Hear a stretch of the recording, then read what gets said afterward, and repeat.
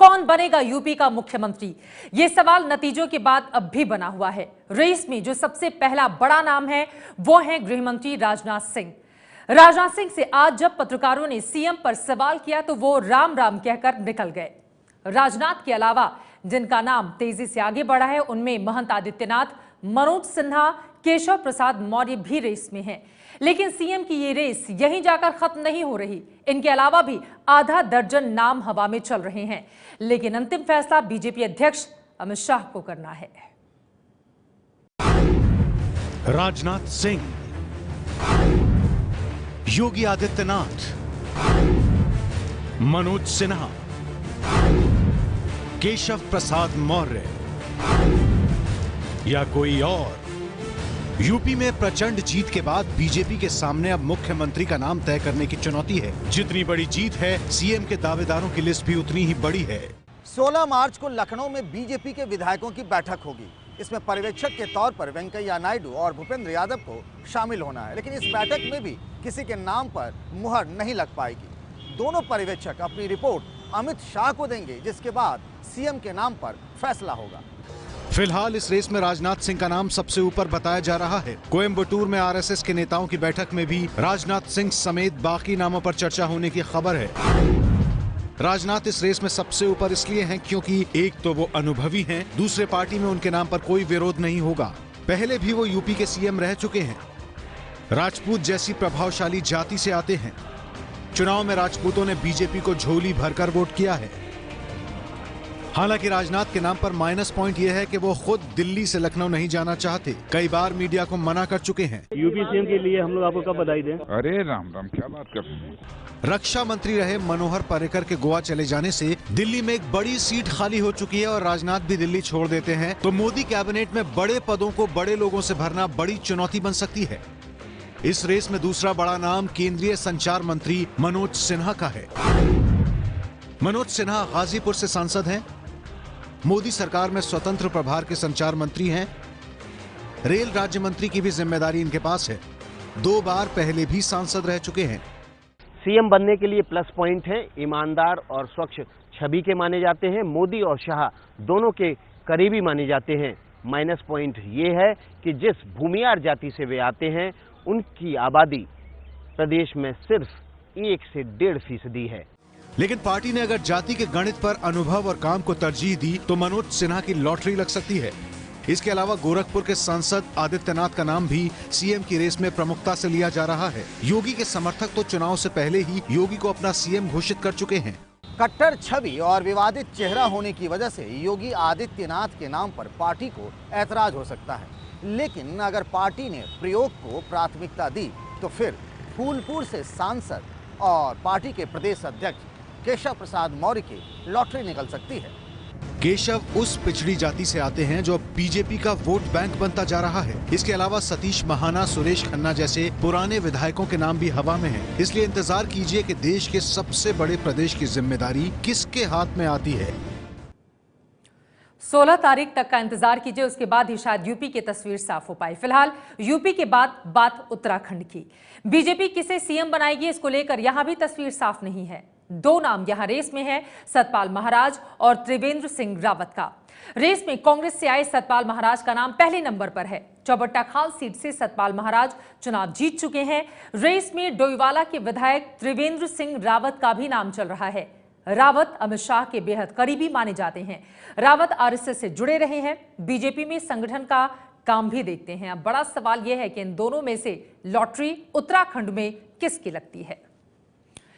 वहीं उत्तराखंड से अब आपको लेकर चलते हैं गोवा, जहां आज मनोहर पर्रिकर ने सीएम पद की शपथ ली, लेकिन इस दौरान गलती भी हो गई।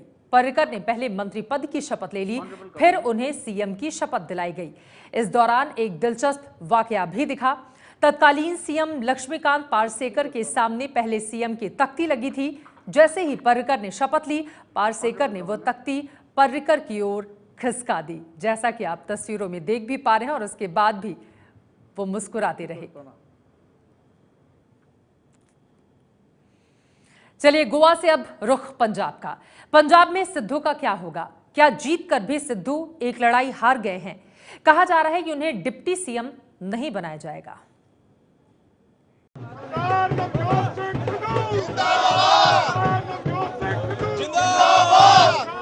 पंजाब में कांग्रेस की ऐतिहासिक जीत के बाद सबके मन में यही सवाल है कि सिद्धू को क्या मिलेगा। कैप्टन साहब तो सीएम बनने जा रहे हैं और पंजाब से लेकर दिल्ली तक इस बात की चर्चा है कि सिद्धू को डिप्टी सीएम बनाया जा सकता है, लेकिन खुद अमरिंदर इस पर बोलने को तैयार नहीं। क्या भूमिका क्या रहेगी, टाइम बताएगा। देखिए, मैंने आपको कह दिया, today was a courtesy call. अब हम इस पे सोचेंगे, my general secretary myself, फिर हम लिस्ट बना के then we will come with it for half a day, 1 day और 1 hour and see hour leadership and get it. जिस तरह नवजोत सिंह सिद्धू के बारे में पूछे गए सवाल का कैप्टन अमरिंदर सिंह कोई स्पष्ट जवाब नहीं दे रहे, उसी तरह नवजोत सिंह सिद्धू के करीबी सूत्रों का भी एबीपी न्यूज से कहना है कि जो भी भूमिका आला कमान उनके लिए तय करेगा वो सिद्धू को कबूल होगा। लेकिन इस बीच पंजाब में ये चर्चा गर्म है कि अगर नवजोत सिंह सिद्धू को डिप्टी सीएम नहीं बनाया गया तो क्या उन्हें ये कबूल होगा। पंजाब में कांग्रेस 77 सीटों पर जीती है। चुनाव से पहले सिद्धू बीजेपी छोड़कर कांग्रेस में आए थे। अमृतसर ईस्ट से पहली बार विधायक बने हैं। बताया जाता है कि कांग्रेस में आने से पहले सिद्धू को पार्टी से कोई भरोसा मिला था। वैसे सिद्धू के समर्थक इस बात से इनकार कर रहे हैं, लेकिन मामला डिप्टी सीएम पर आकर फंसता दिख रहा है। सिद्धू को डिप्टी सीएम बनाने में कांग्रेस के सामने दिक्कत यह है, सीएम अमरिंदर भी उसी मालवा क्षेत्र से आते हैं जिससे सिद्धू आते हैं। सिद्धू और कैप्टन दोनों पटियाला के ही रहने वाले हैं। ये दो बड़ी वजह हैं जिसके चलते डिप्टी सीएम के लिए सिद्धू की राह में मुश्किलें आ सकती हैं। तीसरी वजह सूत्र ये बताते हैं कि खुद अमरिंदर भी किसी को डिप्टी सीएम नहीं बनाना चाहते। और ये सबसे बड़ी बात है जो सिद्धू के खिलाफ जा रही है। फिलहाल पंजाब से फिर लौटते हैं यूपी की ओर, जहां सीएम पर सस्पेंस बना हुआ है। लेकिन अभी हम बात करेंगे अमेठी की लड़ाई की। जो अमेठी कांग्रेस का गढ़ कहा जाता रहा है, वहां से बीजेपी की गरिमा सिंह ने जीत हासिल की है। रानियों की लड़ाई में बड़ी रानी जीत गई। कैसे जीती गरिमा सिंह, इसकी पूरी कहानी देखिए।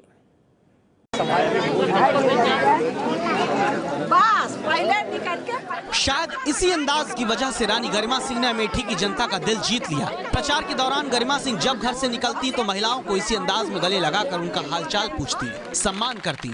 और देखिए, रानी के इस अंदाज का असर ऐसा हुआ कि पहली बार में ही वो उस अमेठी सीट से चुनाव जीत गयी जिसे कांग्रेस का गढ़ कहा जाता है।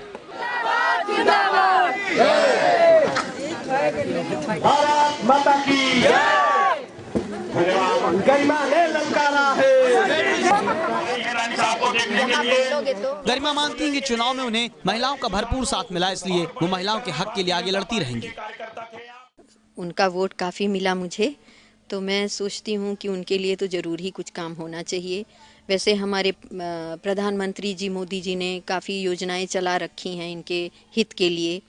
जैसे अब देखिए, उज्ज्वला योजना ही है, तो घर घर में गैस सिलेंडर पहुंच रहा है, इससे कितनी परेशानी उनकी दूर हो रही है। गरिमा सिंह अमेठी के राजा संजय सिंह की पहली पत्नी है। सालों की लंबी लड़ाई के बाद अमेठी के इस महल पर गरिमा सिंह ने अपना कब्जा जमाया है। चुनाव में गरिमा के साथ सहानुभूति की लहर थी और इस लहर में वो संजय सिंह की दूसरी पत्नी अमिता सिंह को चौथे नंबर पर भेजकर विजेता बन गयी। गरिमा सिंह को अमेठी में 64,000 से ज्यादा वोट मिले। दूसरे नंबर पर रहे समाजवादी पार्टी के गायत्री प्रजापति को 59,000 वोट मिले। कांग्रेस की अमिता सिंह चौथे नंबर पर रहीं और महज 20,000 वोट पाई। गरिमा सिंह कहती हैं कि ये जीत सिर्फ जीत नहीं बल्कि अमेठी के सम्मान की जीत है। सत्य की ही जीत है, ये सच्चाई की जीत हुई है। और ये मेरी पर्सनल जीत न मान के आप इसे सामाजिक जीत भी मानिए। ये सामाजिक जीत है जिसमें कि हमारी मान्यता की भी स्थापना होगी और क्षेत्र में भी अच्छा संदेश जाएगा। गरिमा खुद राजा खानदान की बेटी हैं और देश के पूर्व प्रधानमंत्री विश्वनाथ प्रताप सिंह की भतीजी हैं। जी, मेरा मायका इलाहाबाद में है, डैया रियासत कही जाती है। तो वहाँ से मेरे पिताजी लोग, मेरे बाबा वहाँ के चेयरमैन रहे, राजा रहे। उन्होंने बहुत सा काम इलाहाबाद में करवाया है। फिर मेरे 5 भाई थे, मेरे फादर, उसमें एक भाई तो आप जानते हैं राजा विश्वनाथ प्रताप सिंह प्रधानमंत्री रहे, वो मेरे बड़े पापा हैं, बड़े पिताजी। और फिर उसके बाद मेरे जो और उनसे भी बड़े थे वो जस्टिस रहे इलाहाबाद में, इलाहाबाद हाई कोर्ट में। 2 साल पहले अमेठी के इस महल पर कब्जे के लिए खूनी संघर्ष हुआ। राजा संजय सिंह और उनके बेटे अनंत विक्रम के समर्थक भिड़ गए थे। इस संघर्ष के बाद ही अनंत विक्रम अपनी मां गरिमा के साथ महल में आ गए और तब से रह रहे हैं। महल की छत से इसी अंदाज में रानी गरिमा समर्थकों से मिलती हैं और उनका हालचाल जानती हैं।